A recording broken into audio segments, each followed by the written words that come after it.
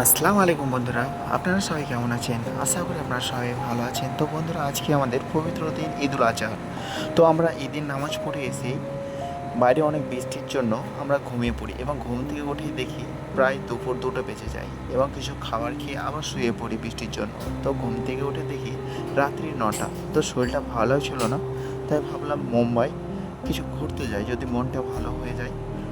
তাই মনটা ভালো করার জন্য রাস্তায় বেরিয়ে পড়লাম। তো বন্ধুরা, অবশেষে দেখতে পাচ্ছেন যে আমি মুম্বাইয়ের চৌপাটি চলে এসেছি।